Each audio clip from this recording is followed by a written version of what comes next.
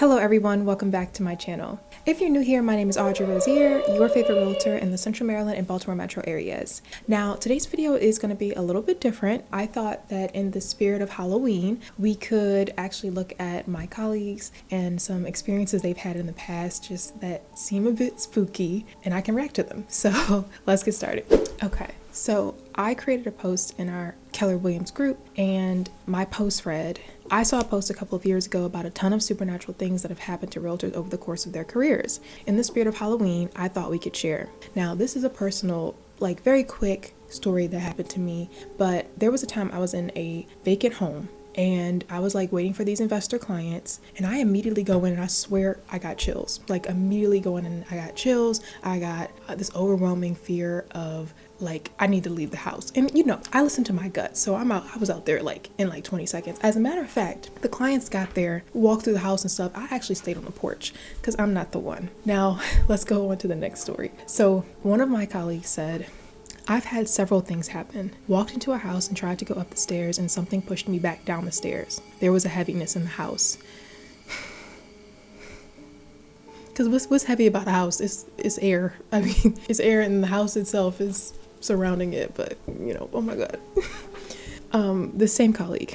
I toured a house with a client and my 2-year-old son, a 5-acre home, 3 bedrooms, 2 bathrooms for $200,000, which was unheard of. We went to go downstairs and my son stopped us and said, "Don't go down there, mommy. There's a little boy down there." Crazy thing, Avery, her son, was having delayed speech. However, he was clear that day. Needless to say, we left because we don't stick around. I mean, I'm not sticking around for that. Last, same colleague. Finally, I took a picture of a house right at dusk. And when I went back to the picture, there was an outline of a man walking up the stairs.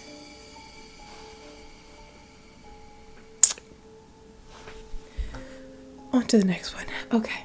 So another colleague said, I had a client tell me she could read energy. We walked into a house and she said, "I don't want it. Whoever is selling this house is sad and has horrible memories in the house." We left. The agent called me, the other agent who was representing the seller, called and asked if we were making an offer because the sellers are going through an awful divorce. I do feel like some people can read energies, and I feel like some people can sense things. Like I said, I sensed that whatever that was in that house, the clients didn't make an offer, by the way, on that one, but I was out, and I was a feeling. So, okay, on to the next one. I was showing a property built in the 1800s. I walked in, and although it was vacant, I still called out hello. I feel like that's something I would do. But anyway, I heard a voice call back out in a kind of a deep whisper. I immediately turned around and welcomed my clients to tour the home, but I would be waiting outside in my car. I swear I saw someone peeking out the attic curtains and the porch swings were swinging by themselves. She put the peace sign and out.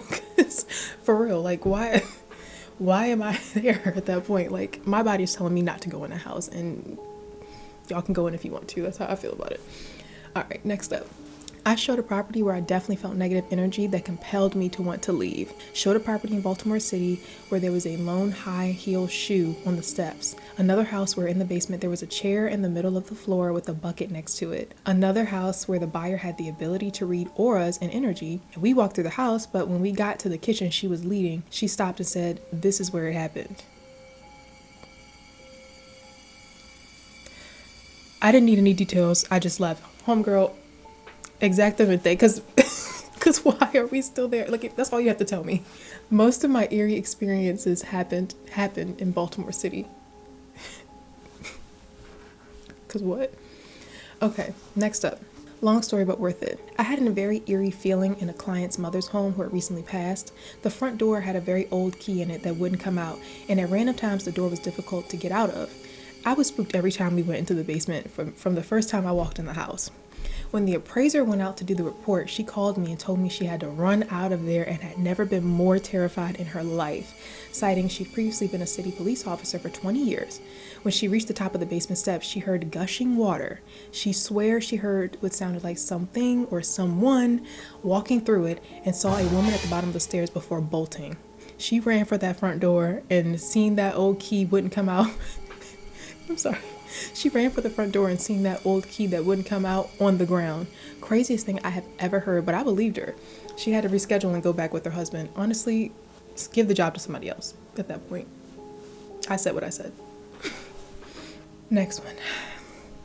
When I was in NOLA, N-O-L-A, last year, we went and looked at some properties.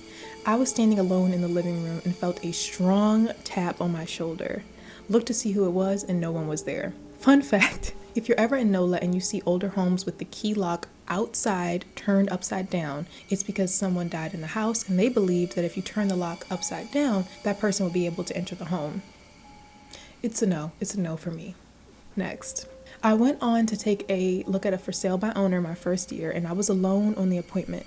The house was inherited from an aunt who had died not so long ago. First, the house was really creepy and full of old dolls and other stuff that gave me the heebie-jeebies. As I wrapped up the appointment and went to lock up, the door going up to the upper level slammed. Everything was closed, so I don't think it was the wind. It scared the out of me, because it would have scared me too. I'm not fooling with that. No.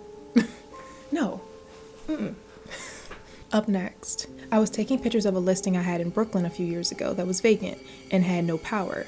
When I went to the basement, which was completely dark with no windows or reflections, I took a picture of one of the rooms and there was some sort of bright silhouette in the middle of the room that almost looked like a person. I just wrote it off as a camera glitch though. Really? The room is completely dark. The cameras are of today. The cameras of today don't glitch. Anyway. Last one, which is the longest one, but a friend of mine sent me his scary story. So a few years ago, I was helping out a couple in the Gwyn Oak area. One of the houses that we saw stood out to us simply because everything about the house was original, and with the exception of some of the appliances, to the point that we wondered if people ever lived there. Upon entering the basement, we noticed that there was a single light flickering on and off. It was an open basement with only half being illuminated. Not impressed with the layout, my clients decided to head out. The wife went up the stairs, followed by her husband and myself. Midway, I heard something following me up the stairs. I quickly turned around and saw nothing. I then continued to go up the stairs, and when I heard thud, thud, thud, at this point, I was hoping it was a squatter. I was hoping that maybe another agent was in the house, maybe a raccoon had gotten in. To my disappointment, I turned around and saw nothing, because yeah, I'd be disappointed too. I'm terrified at this point. Fast forward a week later, I decided to sit down with my clients and go over the houses that we had seen that week. Upon seeing the original house on my list, the wife quickly said that she felt uncomfortable the whole time we were there. She said that she felt a sad pressure. I decided to come clean and explain what I had heard that night in the basement. Upon hearing my story, the couple looked at each other in shock, with the husband turning to me and saying, "We were wondering why you were walking up and down the stairs." See, I think going into vacant houses isn't for everybody. And I'm just being honest. I just don't know that it's for everybody. But anyway, I hope you enjoyed that. This is just something that I wanted to do to get into the Halloween spirit. But if you enjoyed this, make sure to leave me a comment down in the comment section below, because I would love to hear your thoughts about these kinds of videos. Normally, I am very focused on the living in Central Maryland, but every once in a while, there is something that I want to share that is geared around real estate, but isn't as straightforward. So if you like this, let me know. If you do have any questions about moving to the area, I'm always here for that as well. My contact information will be down in the description below. Thank you so much for taking the time to watch, and I will see you on the next one.